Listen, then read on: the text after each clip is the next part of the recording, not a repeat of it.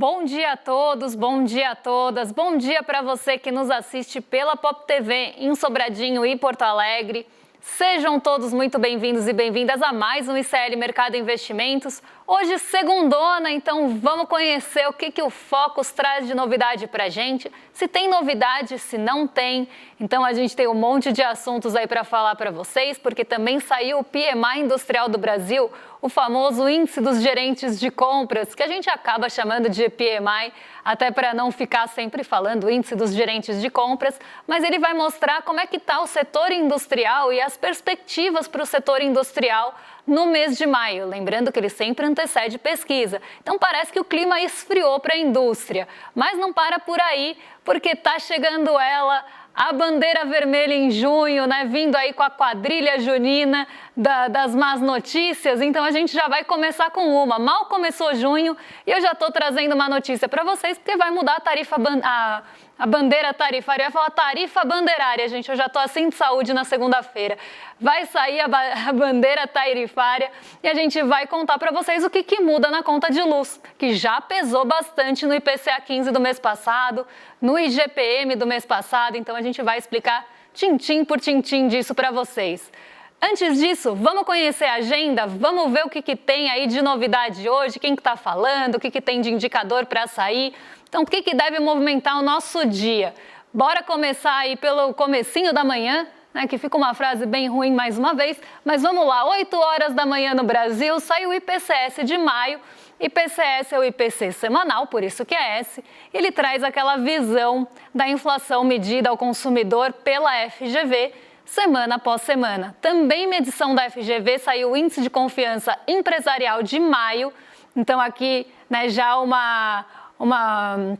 mais um índice, né, o que faltava, na verdade, sair para os índices de confiança e as sondagens ficarem completos, e a gente já pode trazer um panorama para vocês de uma forma mais geral. Também tem relatório Focus semanal às 8h25 da manhã. Esse velho conhecido nosso, toda semana sai. E a gente sempre conta para vocês o que vem nesse horóscopo do relatório Focus. 10 horas da manhã saiu o PMI Industrial do Brasil, de maio, e também saiu nos Estados Unidos às 10h45, quase agorinha, o PMI Industrial também da medição da S&P Global. Porque lá, às 11 horas, agorinha mesmo, tem o PMI Industrial de maio, só que medição da ISM. Como eu sempre falo, tem várias medições de PMI e é até legal a gente ver, né, e contrastar elas quando tem diferença, porque pode ser que uma das entidades esteja vendo uma coisa e a outra esteja vendo outra completamente diferente. Mas vamos seguir aí, que tem mais agenda para a gente conhecer. Presidente do Fed de Dallas vai discursar hoje em um evento institucional. Tem às 12 horas, ao meio-dia, o S&P Global com JP Morgan, então aqui também uma outra medição do PMI Industrial de maio. E aí quem fala as duas, e isso deve ganhar bastante atenção, já que é o presidente do Banco Central dos Estados Unidos em um momento de muita incerteza, é o Jeremy Powell. Ele vai falar aí numa conferência do aniversário da Divisão de Finanças Internacionais do Banco Central dos Estados Unidos, do Fed. Então aqui, né, o que é o que ele vai dar de parabéns, que vai contar ou não? Né? O que o Jeremy Powell vai comemorar? Não. Todo mundo quer saber se ele vai sinalizar alguma coisa no meio de tanta névoa, né, de tanta neblina. Será que ele vai sinalizar alguma coisa ali que vai deixar a visão um pouco mais nítida? É isso que o mercado quer saber e por isso a fala do Jeremy Powell, até por ser o presidente do Banco Central, está aí na agenda hoje. E o mesmo poderia falar do Fed de Dallas. Mas calma que ainda tem mais uma página aí de agenda para a gente conhecer e saber o que tem hoje, porque vai ter feriado, né? Tá tendo feriado hoje na Ásia. Temos aí a última página, né? Feriado na Ásia, na China, para ser mais exata, deixou o mercado financeiro fechado por lá. Ainda tem o S&P Global divulgando o PMI Industrial da China às 10h45 da noite, então isso deve só bater na gente amanhã. Mas aqui deve ganhar, inclusive, uma relevância maior por conta do ritmo de atividade da economia chinesa, que está com bastante incerteza. 6h30 aqui no Brasil, Gabriel Galípolo vai participar de um debate sobre conjuntura econômica brasileira. Pena que não é na hora do programa, senão a gente já ia atualizando vocês das falas. Mas aqui, amanhã a gente traz, se tiver alguma fala esquisita, se Gabriel Galípolo falar alguma coisa que não deve, a gente fala. Se ele também falar alguma coisa que faça sentido, a gente traz para vocês. E nos Estados Unidos, o secretário do Comércio também e a segunda-dama americana discursam na cúpula de liderança de 2025. Então aqui a gente tem uma agenda mais voltada hoje para PMIs, né, índices dos gerentes de compras industrial dos países, e falas de dirigentes e presidentes de Banco Central. Isso deve ficar mais no radar na parte do dia, e à noite a China deve ganhar um pouco mais de relevância. Está todo mundo de olho para onde está indo a economia chinesa. E também está todo mundo querendo saber como é que fechou a Bolsa na sexta. Será que a Bolsa sextou mais alegre? Será que ela sextou mais desanimada? E o Diego já está lá na redação para contar para a gente. Bom dia, Diego, como é que você está? Bom dia, Débora. Muito bom dia para toda a nossa audiência. Débora, hoje aqui o chat lotou a gente de bom dia. Vou tentar contemplar todo mundo, só que não prometo nada. Vamos lá. Vamos dar bom dia, então, para os nossos telespectadores fiéis. Começando pelo Jesus Maia, que comentou que o Célio já mora na casa dele. Gostei, vou aí tomar um cafezinho com você, Jesus. Bom dia para o Ricardo, que já chegou aqui com um Vai Corinthians de lei, depois aí de um empate meio tenso no dia de ontem. Bom dia para o André Bolzan, para Maria Helena, para Gladys Garcia, para Terezinha Rabelo, para Neraci Miranda, nossa equipe aqui de telespectadores fiéis. Bom dia para o Gil, de Três Lagoas, no Mato Grosso do Sul. Bom dia para o meu xará, Diego, diretamente de Boston, nos Estados Unidos. Bom dia para Verônica Vaz, de Costa Rica, só que não é Costa Rica no Caribe, também é no Mato Grosso do Sul. Enfim, um bom dia para todo mundo, um prazer estar aqui com vocês hoje. Débora, parece que sexta-feira foi tensa na Bolsa, né? Os investidores, aliás, sextaram com muita tristeza, hein? O Ibovespa ele encerrou a sessão de sexta-feira, com um recuo de 1,09%, aos 137.026,62 pontos. Foi a terceira sessão seguida de perdas, fechando a semana com um recuo de 0,58%. Apesar do recuo tanto na variação do dia quanto na variação semanal, o índice ainda registra uma alta de 1,45% no mês de maio. De acordo com o nosso portal, nem o PIB, nem o resultado das contas públicas foram capazes de animar o mercado nesta sexta-feira. O PIB do Brasil avançou 1,4% no primeiro trimestre de 2025 e acumula uma alta de 3,5% nos últimos 4 trimestres. Inclusive, diga-se de passagem que o PIB do Brasil foi um dos que mais cresceu no mundo no primeiro trimestre, hein?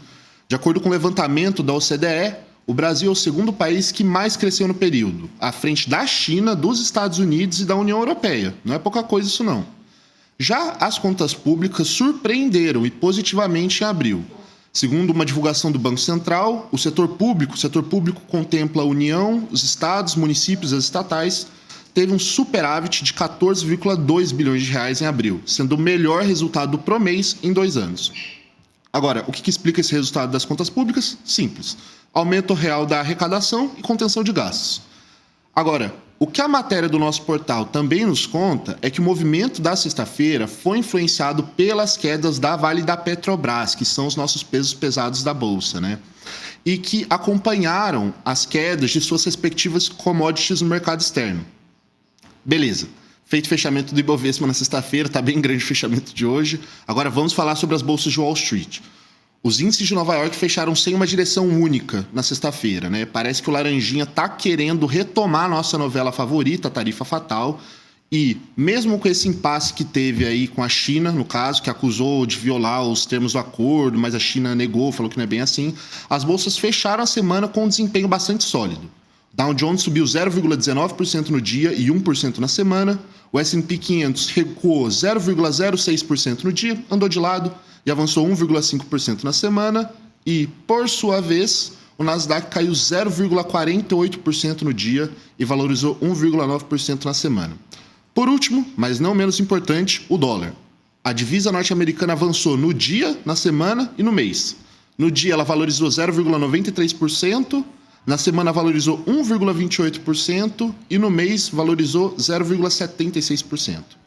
Com isso, a moeda fechou cotada a R$ 5,72. Agora, Débora, antes de passar, eu queria já te passar com uma perguntinha.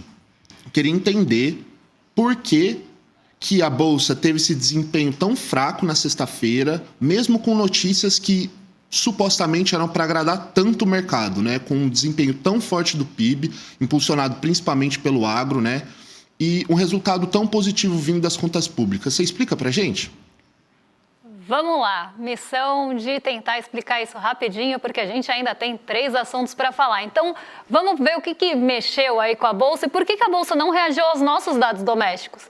Que deveria ser, né, o que o Diego perguntou. Se a gente teve PIB ali, não ficou acima do esperado, ficou mais em linha, inclusive, ao esperado, né? Não superou a expectativa, mas também não ficou muito abaixo do que se esperava, ficou na margem, praticamente alinhado aí com a expectativa, mas o mercado mesmo assim reagiu mal. Ainda teve resultado ali de contas públicas, que normalmente é um fator que o mercado leva bastante em consideração, e nada disso foi suficiente para impulsionar o Ibovespa. E o fator aqui que pesou mais e que deixou tudo isso em segundo plano foi justamente essa volta da tensão comercial entre a China e os Estados Unidos. Com essa volta de tensão comercial, inclusive Donald Trump falando ali que vai retomar as tarifas e que isso pode chegar até antes do planejado, o mercado já volta para aquele modo de incerteza. E no modo de incerteza, o apetite pelo risco já começa a enxugar. Então essas notícias, elas chegaram aqui no Brasil, né, ventos ruins vindos lá de Nova York, eles chegaram aqui no Brasil e acabaram derrubando a nossa bolsa. Então, nada que a gente tenha de fator doméstico na sexta-feira foi forte o suficiente para levar a bolsa para o outro lado. Então, a bolsa ficou reagindo realmente às notícias internacionais e principalmente aí entre Donald Trump falando sobre tarifas, voltas das tarifas, a nossa novela Tarifa Fatal e essa tensão, essa esticada de corda mais uma vez entre China e os Estados Unidos. E aí a gente tem que lembrar um ponto, né? O Brasil, ele tem uma parceria comercial com a China muito grande. De tudo que a gente exporta, a China compra muito mais do que os 3 próximos países somados. Então a gente tem uma relação comercial com a China, principalmente ali muito pautada por commodities, que é muito forte. Se você começa a ter, primeiro, uma incerteza em relação ao crescimento da China nesse ano e uma extensão daquela corda, então aquela corda sendo puxada e forçada entre China e os Estados Unidos, o preço das commodities começa a sofrer variação, porque pode ter uma demanda menor pela China. E a gente exporta o que para a China? Commodities. E qual que é a maior parte da nossa bolsa em peso, né? Se a gente pegar o Ibovespa, praticamente 30% dele está pautado em 3 empresas, e 3 empresas nem são tão diversificadas assim, porque 2 delas são a Petrobras, né, que a gente conta 3 e 4, mas é a mesma empresa. Então, se a gente pegar 2 empresas e 3 ativos, vamos falar assim, é melhor, você tem quase 30% da bolsa ali, do peso da bolsa. Todas as outras ações, as 80 e tantas ações que sobram, estão dividindo o restante, né? 1/3 está com 2 praticamente ações. Então, você tem uma dependência muito grande também da bolsa no mercado de commodities. E se você começa a ter, né, um movimento de incerteza de um país que é o nosso maior destino de exportação de commodities, e isso afeta o preço dessas commodities, a gente vai sofrer praticamente 2 vezes. E essa dependência faz com que a gente sofra mais. E nada que venha ali de notícia boa vai conseguir reverter esse movimento se as 3 primeiras ações de peso no Ibovespa caírem bastante. E foi esse movimento que a gente viu na sexta-feira. A gente viu o movimento sendo puxado principalmente pelas commodities e muito por notícias não domésticas, notícias lá de fora. E aí a bolsa sofreu o que sofreu, o dólar subiu.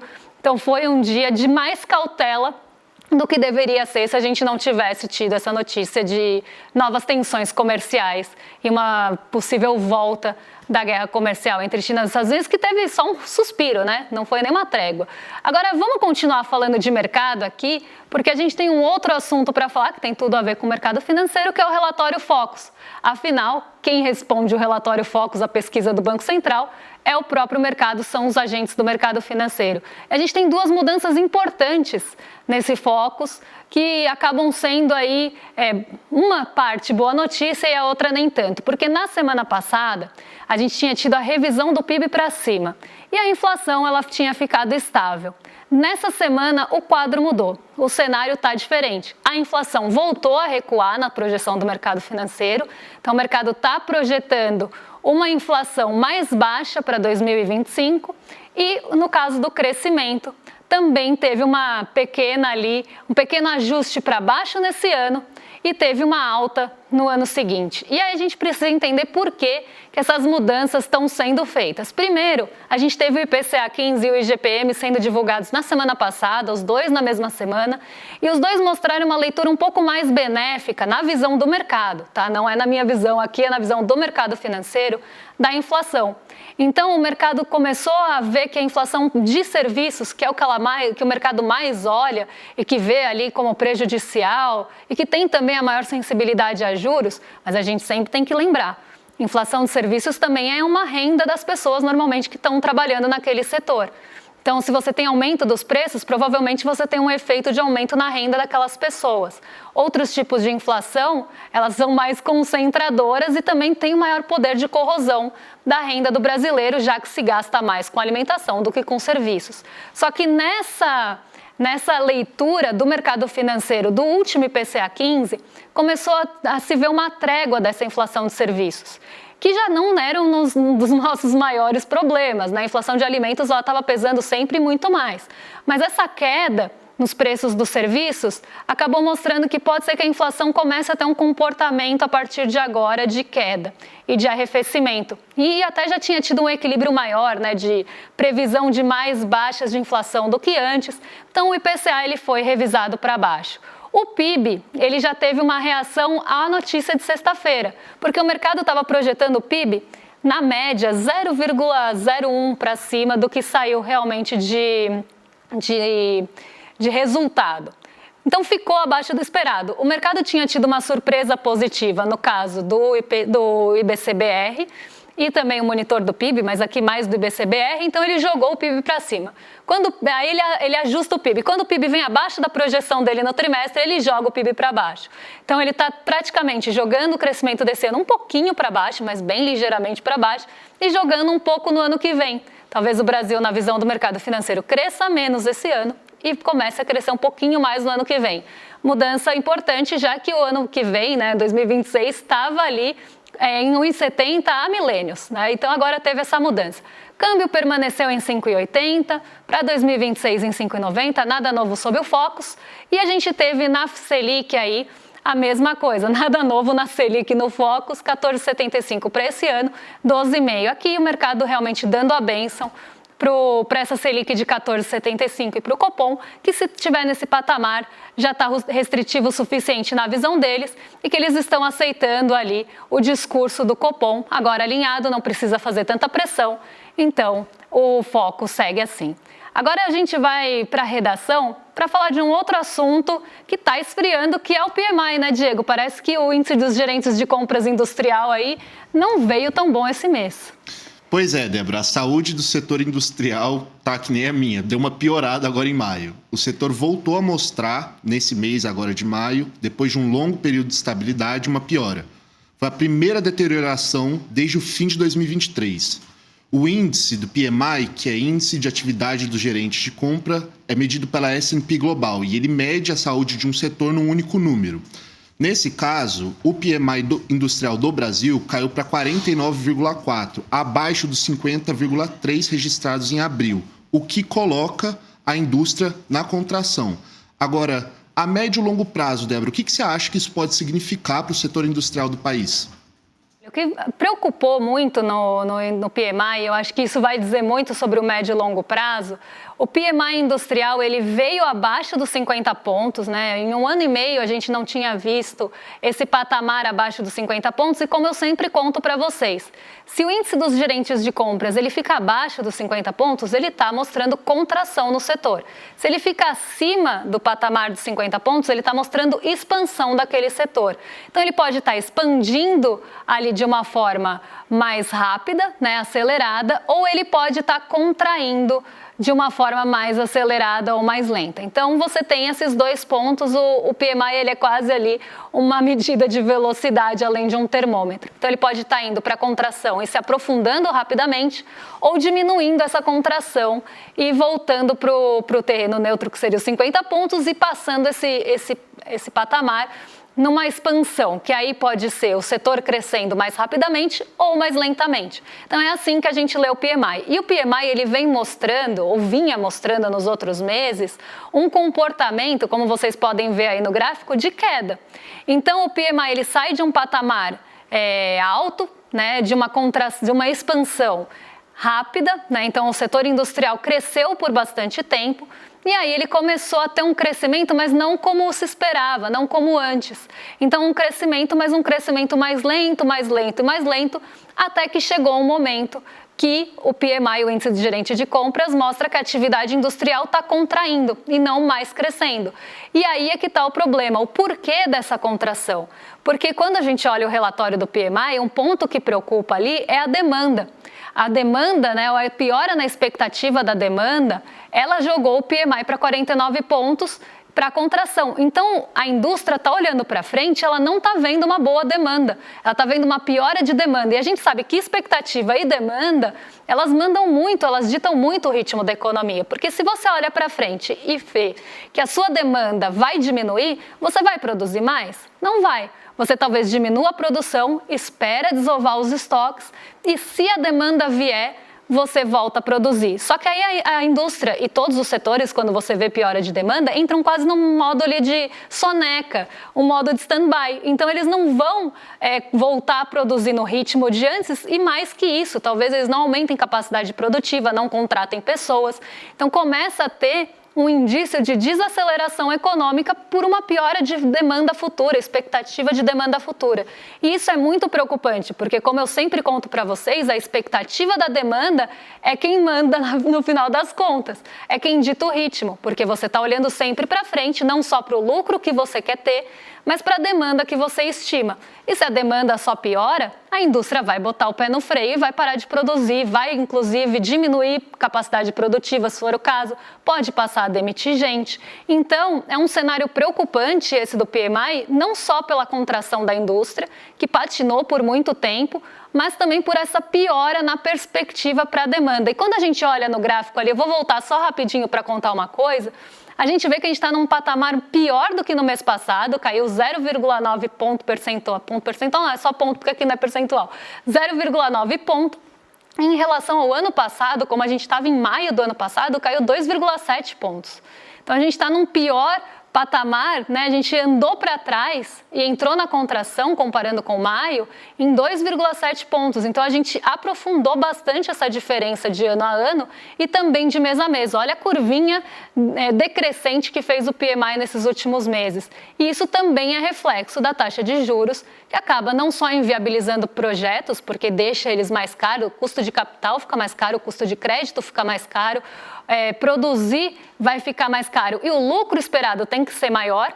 Então você está produzindo com um custo mais caro e ainda tem que ter mais lucro para valer a pena. Então esse é um ponto, mas também você olhando para frente, diante de uma taxa de juros tão restritiva, o crédito das famílias também vai ficar pior, o consumo das famílias pode piorar, você pode ter uma desaceleração de renda, você pode ter pior massa salarial, você pode ter mais gente desempregada, e aí você vai olhar para isso e vai falar, bom, eu acho que eu não estou vendo uma demanda muito positiva vindo aí. E aí você começa a pisar no freio, e é por isso que o PMI é um termômetro e que mostra um cenário um pouco preocupante e acende aí um alerta para a gente. Agora, falando em acender, vamos acender um outro alerta, porque a gente vai falar de conta de luz, que vai aumentar no mês de junho, a péssima notícia para o nosso bolso, né, Diego? Exatamente, Débora. Tô aí? Beleza, desculpa. A conta de luz parece que vai pesar mais no nosso bolso a partir de junho. A ANEEL ativou a bandeira vermelha, patamar 1, e isso quer dizer que cobrança extra vem por aí. São R$ 4,46 a mais a cada 100 kWh consumido. Em maio, a bandeira era amarela e a ANEEL ainda alerta. É hora de economizar energia para não levar susto na fatura, não é, Débora? A conta de luz vai ficar mais cara e quem quiser, né, não pagar mais caro por essa luz vai ter que começar a fazer economia de energia, o que também, né, a ANEEL está alertando, olha, vai subir, então comecem a economizar porque vai ficar mais caro. mas vamos combinar, é muito ruim a gente ter, né, esse cenário de aumento de conta, porque isso acaba pesando depois lá na inflação também, acaba pesando em inflações de menores rendas, né, porque você tem um peso maior das contas. Mas vamos entender de fato o que é essa bandeira tarifária verde, amarela, vermelha, e o que isso muda no nosso bolso em números, né, em reais, em din-din, em bufunfa. Então vamos lá, porque aqui a gente fez um compiladão para vocês de bandeiras tarifárias, é só para vocês entenderem.